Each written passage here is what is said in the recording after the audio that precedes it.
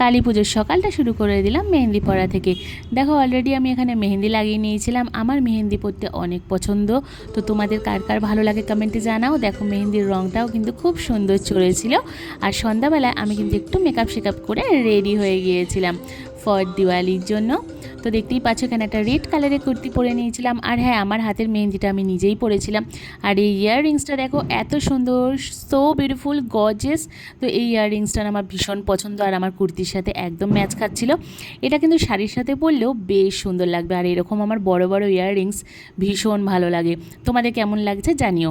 তারপর জ্বালিয়ে নিলাম প্রদীপ। তো প্রদীপগুলো নিয়ে গিয়ে আগে প্রথমেই ছাদে চলে গেলাম। আমাদের তুলসী মঞ্চে একটা প্রদীপ দিয়ে দিলাম, তারপরে পুরো ছাদে লাগিয়ে দিয়েছিলাম প্রদীপ আর মোমবাতি।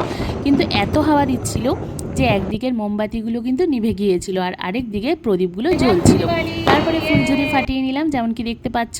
আর এখানে প্রচুর আওয়াজ হচ্ছিল বাজির, মানে কি বলবো, তো শুনতেই পাচ্ছ। আমরা ভীষণ মজা করছিলাম। আর নিজের প্রিয়জনদের সাথে যে কোনো উৎসবই কিন্তু খুব ভালো লাগে। শুধু যদি একটু কমতি ছিল সেটা হচ্ছে আমার বাবার।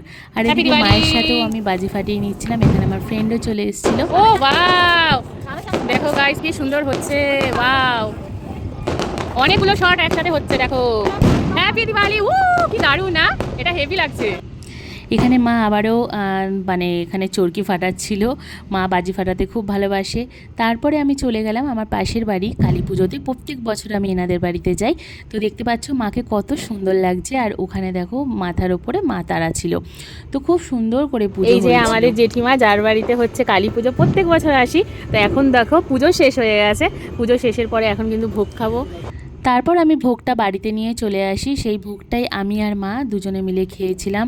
আর ভোগে অনেক কিছু ছিল, দেখতে পাচ্ছ। ভীষণ ভাল লাগে আমার ভোগ খেতে। আর যেটা বলছিলাম, যদি আজকে বাবা বেঁচে থাকতো তাহলে কিন্তু এই আনন্দটা আরও দ্বিগুণ হয়ে যেত।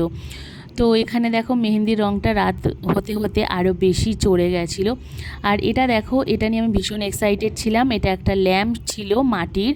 তো এটা না হ্যাঙ্গিং করে ঝুলাতে হয়, হ্যাং করে, কিন্তু আমি ভয় পাচ্ছিলাম ঝুলাতে যদি ভেঙে যায়। তো তারপরে এর মধ্যে একটা ক্যান্ডেল দিয়ে দিলাম, দেখতে ভীষণ সুন্দর লাগছে। আর এরকম জিনিস কিন্তু তোমার ব্যালকনি অথবা ঘরের মধ্যে লাগালে বেশ ভালো লাগবে।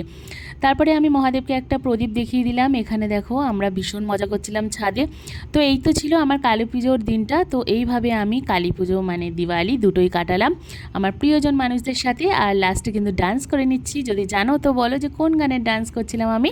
তো ব্লগটা ভালো লাগলে লাইক করে দিও একটু ভিডিওটাকে, আর পাশে থেকো। আর আমার চ্যানেলটা সাবস্ক্রাইব করতে ভুলো না, রিমা দে ব্লগস। তো দেখা হবে আবার নেক্সট ভিডিওতে। তো ততক্ষণ পর্যন্ত ভালো থেকো, সুস্থ থেকো। Love you, by.